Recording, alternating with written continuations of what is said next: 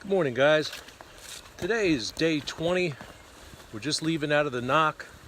Held up here for 2 days instead of one because of sub-freezing temperatures, and we had snow and sleet yesterday. And so I said we made a decision, rather than stay out in that, to stay in another day, and we'll make up the miles down the road. We have 10.5 miles to do today. 8.5 of it's all uphill, so it's going to be kind of an arduous climb. I may not get a lot of videotaping done. Like I said, first day out, the legs are feeling good, but it is going to be a long day climb, and here I'll show. And as you can see, we're just a few minutes into it, and it's already started, and it's pure up.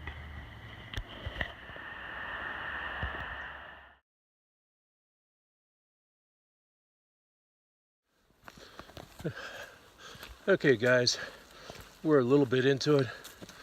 I don't want to jinx it, but this currently doesn't look as bad as it could have been.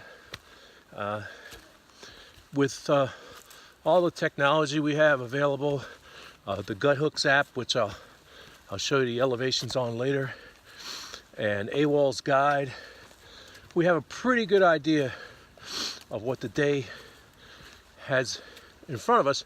But the one thing that neither one of them can tell you with any sense of reliability is what the actual terrain is. We knew we have 8.1 miles they're going up in elevation all day long until another 2 point some miles down to camp. But what we don't know is what the terrain is going to be. Is it going to be rocks and roots? Is it going to be staircase? Today it looks like we have a mixture of some smooth trail, some rocks, but like I said, I don't want to jinx it, but for now it doesn't appear to be as bad as it could be, so for what it's worth. Okay, guys, trying something new, or I think I tried it before, but it's the second attempt at it. This is our climb for today. That little blue ball that looks like a dot of water is us. That's where we are. This is where we're going, and we're going to go at the top. There is about 5,200 feet, and then we're going down right here to Locust Grove Gap. That's our goal for today. Okay, we got a little bit of a break in the straight ups. Thought I'd give you guys a chance to catch some of today's scenery and to talk a little bit about communication on the trail, in particular cell service. We have the second most reliable cell service provider on the AT, which is AT&T. And AT&T will carry you through most of South Georgia and some of North Carolina. And then when you get in, and then you won't have any signal on the trail, but when you get into town, your phone will function just like it always does. And having signal up here on the mountain, trying to get the weather reports for the next day, is what I consider a very crucial piece of information. So I thought we had the problem solved by purchasing a Verizon Wi-Fi hotspot that our AT&T phones could hook up to. That proved to be not the case. The antenna in the Wi-Fi hotspot simply isn't strong enough to pull a signal, and that's one of the reasons we took a day zero in Franklin, North Carolina, was to correct that problem particularly before we entered the Smoky Mountains. We ended up at the Verizon store, and anybody from the class of 2019 that's doing this next year, you might want to get a pen and pencil and write this down. We found a Verizon prepaid phone that probably has the best signal because it has 2 built-in antennas, is the Motorola Moto. That phone will cost you $70 for the phone, $35 for activation, so it's out the door at $105. We chose a prepaid plan of 7 gigs of data in 7 gigs of data per month for about $50 a month. So we plan on being out here for about 6 months, say. That's $300, another $100 for the phone. So for a $400 investment, we should have signal and weather and everything else we need all the way through the trail. So for some of us who spent more than that on our sleeping bag, more than that on our tent, it seems like a wise investment. And you don't have to buy that much data. You can buy much less data, and it would be even cheaper than that. And here we go.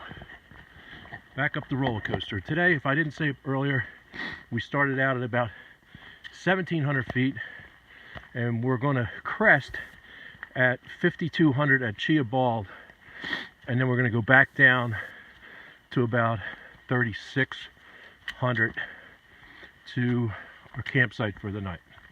So that's what we got.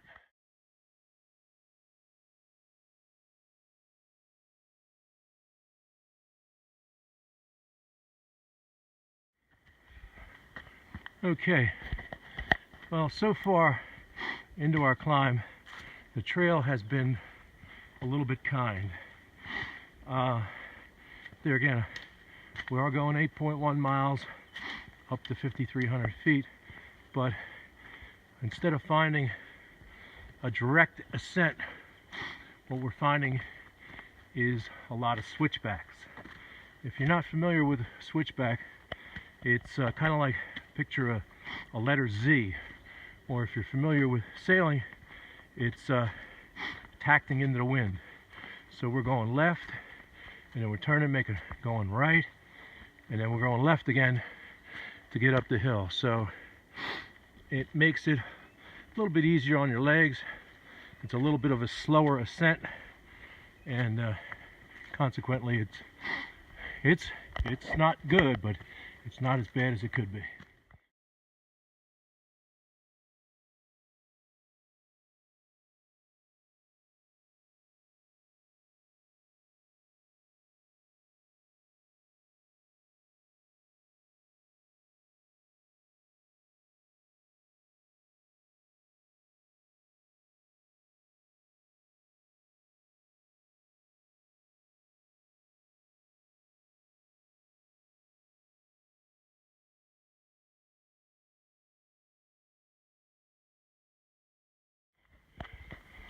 Alright, we're certainly not at the top yet, guys.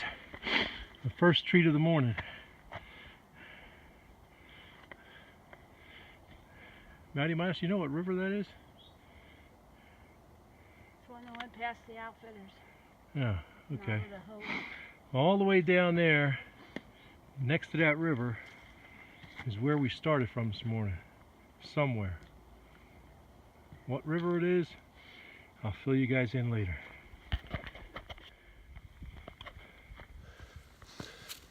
Okay, guys. Remember all the good news about the switchbacks for the first half of this climb? Well, that all has since gone away. We're in the last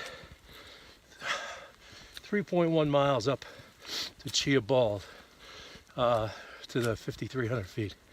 And we've run out of room for switchbacks, and it's straight up. So it'll be we still got a good deal of time left in today to make our goal to get to the campsite on the other side of this mountain.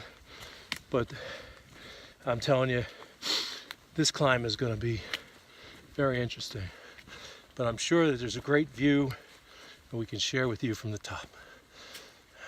Well, like I said, we're in the last 3 miles of that climb, and you can tell it's a lot colder up here. We still have snow on the ground, except where the hikers have been walking. But it's a winter wonderland, middle of April.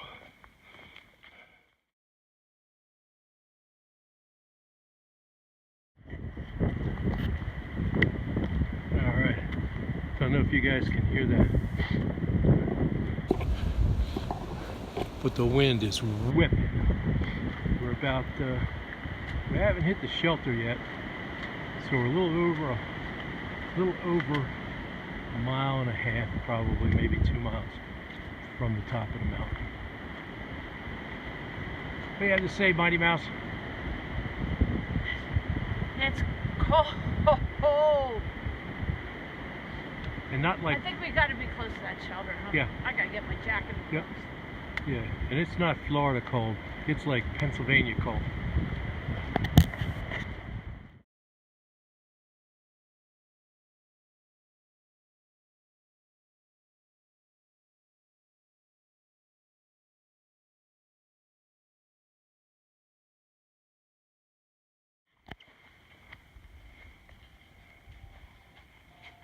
Okay, boys and girls, this is what we brought you up here for.